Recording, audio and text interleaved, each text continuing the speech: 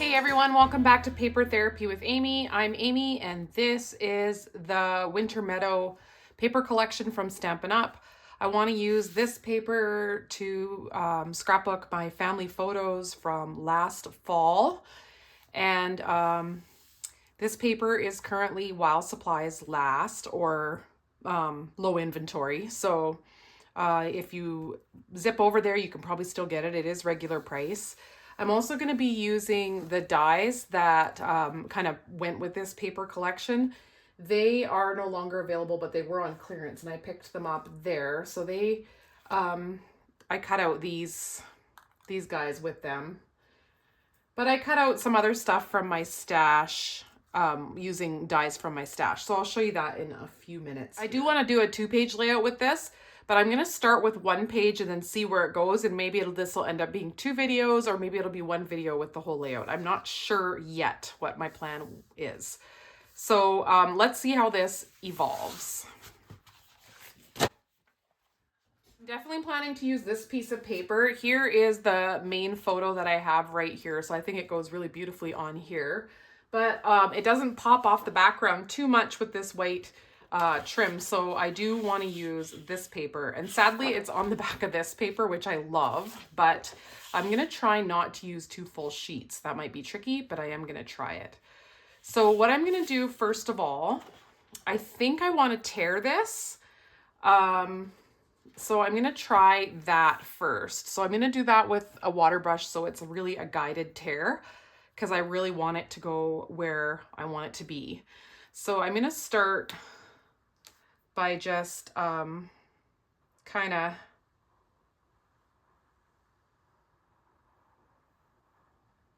going like that. Now I tear along that wet line. It's really a guided tear because the paper is the weakest where I've made it wet, so it is quite easy to keep it going exactly where I want it. I really think that the organic look of a tear looks great with this paper. So you can see that this side, this has the actual tear on it. So I may take that down a bit, but I'm just going to see how this goes first. So what I really like is having this in behind so that it kind of comes off of this. And then, or do I want this one?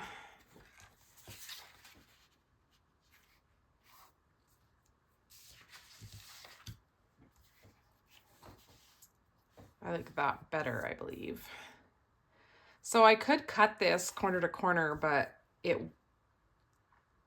let's see. It won't really work. I do need something to come a little bit farther out, so I may try and add another piece. I think I want to use a green in the background as well for a frame. So let's see if we would build it on here and bring it in.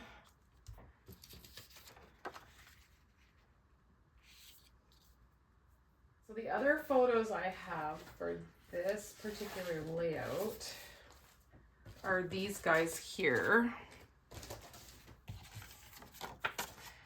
So I was gonna stack these. I'm not sure if I'm gonna use that, but let's just see if they will work on here as well.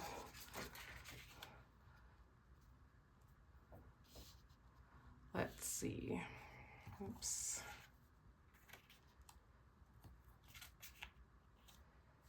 Yeah, that would be enough. I'm just making sure I'd still have my trim all the way around. So I think I want a 3/4 trim. I've started this layout on a sheet of pine paper and I'm using the lighter side. It matches well with the foliage paper that I tore. I wanted to use 1 sheet of this blue wood grain paper because I also really like the back side. So I am drawing myself a line and then cutting along the line. I didn't use my cutter because the paper diagonally didn't fit in the cutter. So I'm just kind of deciding how I'm going to cut this paper down. because obviously these white pieces need to come off so that I have that border all the way around the outside. And this is when I've kind of remembered that this is probably going to end up as a 2-page spread. So I would really like that wood grain to go right to the edge so that it continues kind of on to the next page. And I think, well, how am I going to fix that? Because there's going to be a little gap of green showing through here. And one way to fix it is to add another layer of torn paper. So I'm going to add some bits of this green paper with the sprigs on it on the right-hand side there. I'm going to add some pieces underneath, just peeking out of the white paper. I was amazed how well this paper blends in, and I'm able to kind of roll back the little edges and make it look a little more distressed and tear it a bit here and there. And that way I was able to cover up that little gap of the pine paper showing through from the background. My mats are so handy here because I can measure and make sure I have that 3/4 of an inch.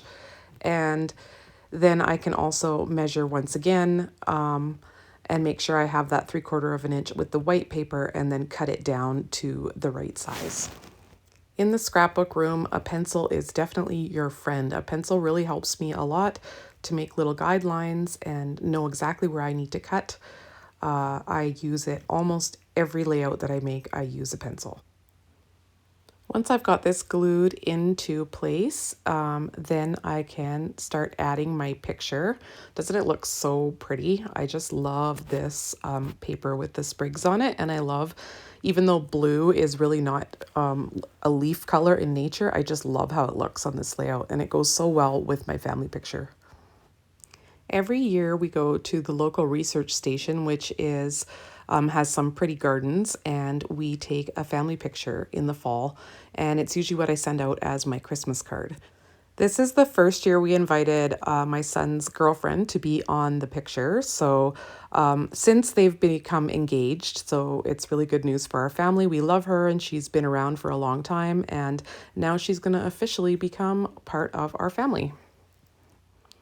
So I have a lot of these photos from over the years, and I'm really thankful to be able to see our family growing up older, and now we are growing by people too. I'm trying out some different background papers here to matte this photo, because obviously the white looks great around the photo, but it doesn't look so great on the white background.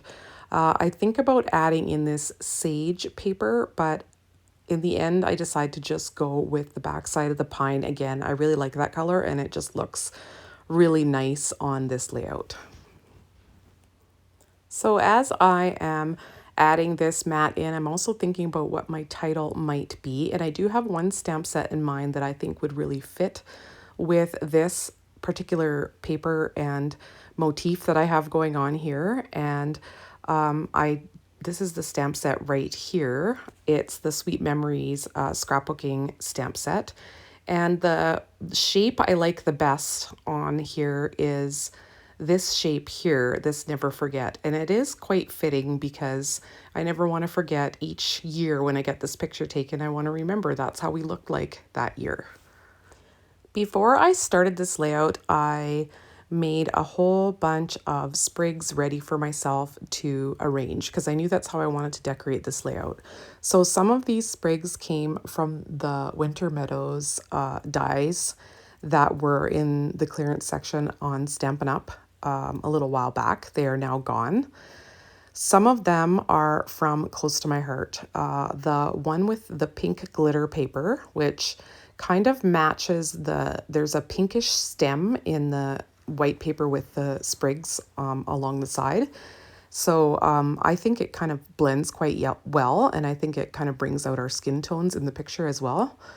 So that one is from the Christmas Before Last from the card making, one of the card making kits from Close to My Heart. And then the other sprigs with the pine cone, and in the background of the pine cone, I have also painted that with a pinkish shimmery paint. It's just from the dollar store, but I've got that sprigs, and those pine cones came from the Evergreen card making kit from last year. So once I have these kind of situated the way I want them, I'm going to use the Barely Art glue to glue everything firmly into place, and I'm going to peel the rest of my pop tape so that everything is stuck down. And then I'm going to start on the second page. So the second page is going to be part of this video. I'm just going to bring in the other side to see how it's going to look together, and I'm going to see how I can get this paper, I can get what I need out of this wood grain paper so I don't have to cut into the other sheet of blue wood grain. Once again, I'm adding some pencil marks to get it down to the right size, and I'm inking around the edge here, and then I'm going to add this paper right to the edge so that it's kind of connecting to the other side. That's what makes the layout really cohesive. And then I'm going to add that torn paper over top so it looks like that wood grain goes right through, even though it's just a diagonally cut piece. Now, of course, in order to have that 3/4 of an inch trim all around the 3 sides, I do need to cut this white paper down. So I'm just kind of putting these pictures in place for a moment, seeing if they fit properly, that they won't kind of go over the edge onto the border. And once I've decided on that, I'm thinking maybe I want something behind them, but I only have this piece of pine, pardon me, sorry. This, I was going to say evergreen, it's not evergreen, it's pine. I only have this piece of pine left, and I'm trying to make it work instead of cutting into a new piece. And I'm just tearing this a little more and sort of getting it exactly how I want it to look. And then I'm going to add a border of pine just to the 2 photos that don't have a border yet. I'm going to just leave this white one on its own. Now, if I add something on one side of the page, I like to add it to the other side of the page. So I do want to put a little bit of this green paper in behind so it can also peek out, and it does get moved a little bit because it's not going to show up where it is now because I end up moving that whole column of photos over a little bit. But I do have that little piece to tuck in once I have this glued down. So here I go, I ink the edge again and glue down this other piece, and then you can see that my frame all around the 3 sides on this side of the layout is complete. So just adding the back side of the pine paper again here for the trim on those 2 photos, and then that one with the white trim that's a little farther away will go in the center to kind of break up the other 2. These other shots are more fun shots because they aren't the winner, the one that I chose for my Christmas cards, but they do tell kind of a story, and we're all kind of laughing at the dog, and so I wanted to have them on the page as well. So I decided to kind of tilt that fun picture in the middle because that is kind of the silly one, and I'm kind of staggering these photos starting sort of towards the middle and then staggering them over as I move down the page. Then I'm going to work on mimicking the sprigs from the other side, adding some sprigs around that center photo and kind of up towards the top photo on the left-hand side and down towards the bottom photo on the right-hand side. They do move around a little bit, and my phone did stop recording towards the end, so I don't actually have all of this process, but you can see the finished product when I show you the close-up in a few minutes. So I'm trying to use these embellishments to create some balance on the page and kind of draw your eye across the page. Other than the creation of the sprigs, which was quite a bit of rolling through my die cut machine, this layout actually came together quite quickly. So I'm really happy with how it turned out. I just love this paper, this white paper with the organic sprigs on there. And I really hope that you love this layout and enjoyed watching this video. And if you did, you know the drill. Please hit that thumbs up button. That really helps me out on YouTube, and subscribe to my channel if you haven't done so yet. Leave me a comment and let me know what you think. And I'll catch you all next time here on YouTube. Bye.